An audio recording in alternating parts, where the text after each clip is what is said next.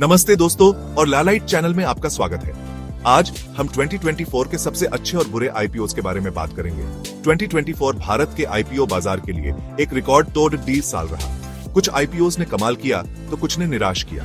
इस वीडियो में हम टॉप और सबसे खराब आईपीओ के बारे में जानेंगे, तो वीडियो को आखिर तक जरूर देखें। अच्छा प्रदर्शन या डूबता जहाज?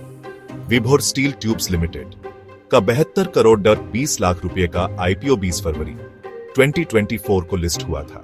यह company high quality steel tubes और पाइप्स बनाने में माहिर है। शुरुआती उत्साह के बावजूद स्टॉक अभी 214 रुपए 8 पैसे प्रति शेयर के आसपास ही घूम रहा है। क्या यह ग्रोथ की निशानी है या फिर चेतावनी? इस पर अपनी रिसर्च जरूर करें।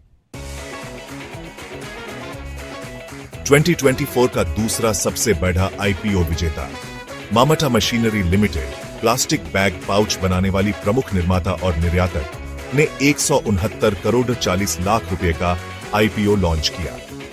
लिस्टिंग पर शेयर 600 रुपए प्रति शेयर पर पहुंचे, यानी 146.91% का मुनाफा। शुरुआती चमक, फिर धीमी पड़ी टेढ़ी रफ्तार।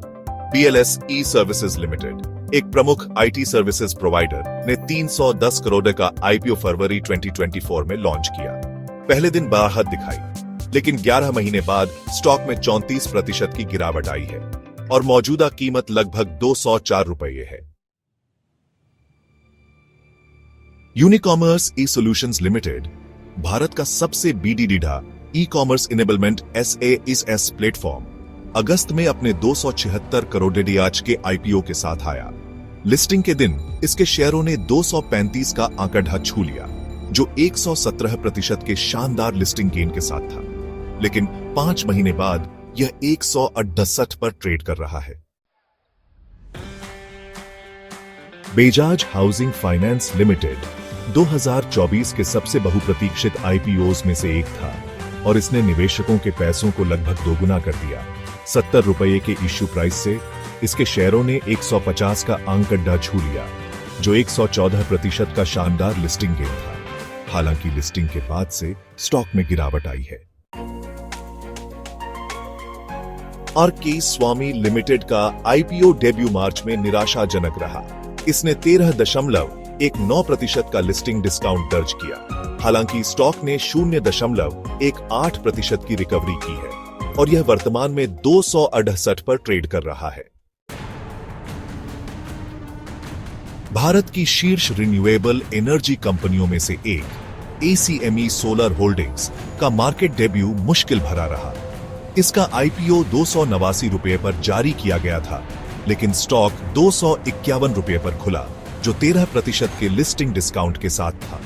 नवंबर में लिस्टिंग के बाद से स्टॉक को रिकवर होने के लिए संघर्ष करना PDDH रहा है और यह 235 रुपए पर आ गया है। भारत के सबसे बीडेढे एथेनॉल उत्पादकों में से एक गोदावरी बायो रिफाइनरीज ने 554 करोड़ का आईपीओ अक्टूबर में लॉन्च किया। 352 रुपए के इश्यू प्राइस के मुकाबले स्टॉक 308 रुपए पर खुला, यानी 12% का लिस्टिंग डिस्काउंट।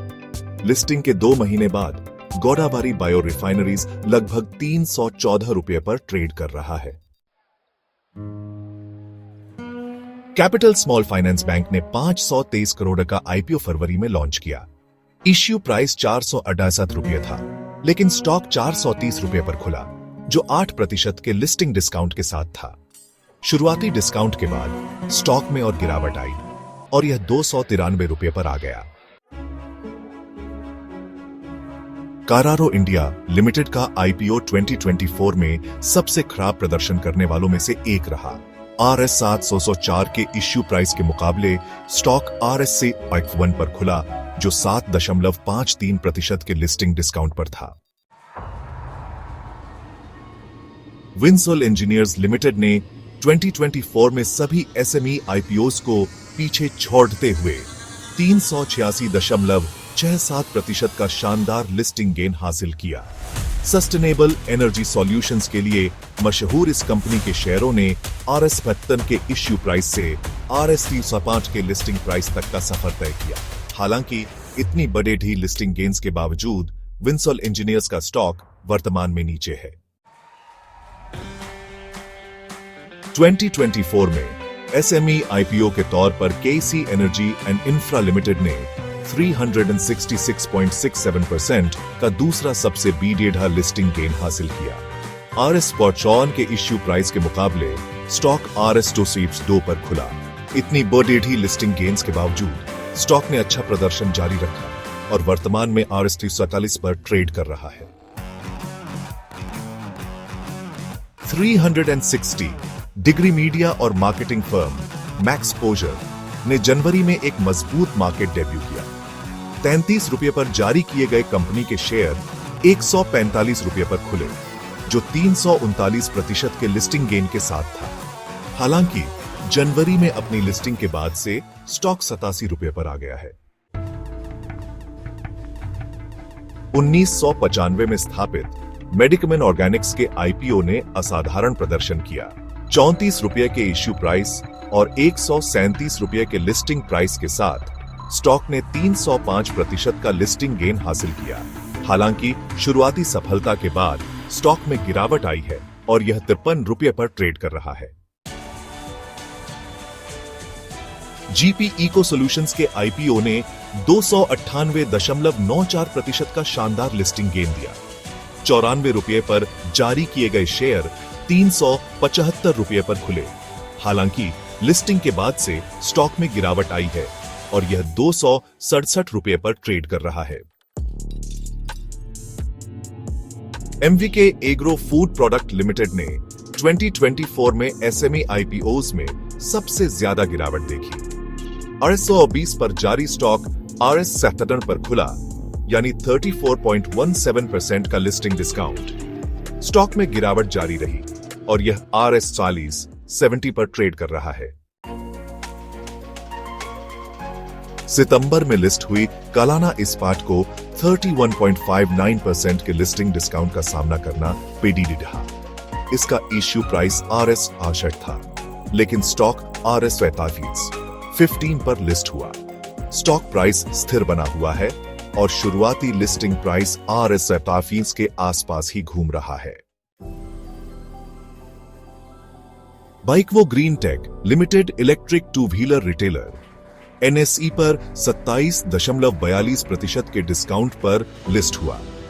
62 रुपये पर तय इसका इश्यू प्राइस लिस्टिंग के समय गिरकर 45 रुपये पर आ गया।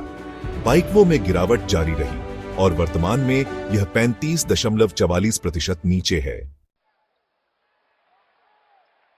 लैमोसेक इंडिया नवंबर में 61.2 करोड़ डच के इश्यू साइज के साथ पब्लिक हुई। यह 18% के डिस्काउंट पर लिस्ट हुआ और 164 रुपये पर खुला। स्टॉक लगातार गिरता गया और अब यह अपने लिस्टिंग प्राइस से 37.59% नीचे ट्रेड कर रहा है। सोना मशीनरी लिमिटेड की मार्केट में शुरुआत खराब रही। 143 रुपये पर जारी स्टॉक 125 रुपये पर लिस्ट हुआ, यानी 12.59% का डिस्काउंट। 10 महीने बाद स्टॉक ने सीमित हलचल दिखाई है और वर्तमान में यह 122 रुपये पर ट्रेड कर रहा है। 2024 आईपीओ राउंडअप, क्या सीखा आपने? यह था हमारा 2024 के सबसे अच्छे और बुरे आईपीओस का राउंडअप। कुछ आईपीओस ने कमाल किया तो कुछ ने निराश किया। अपडेट्स के लिए हमारे चैनल को सब्सक्राइब करें। वीडियो पसंद आया हो तो लाइक और शेयर करें।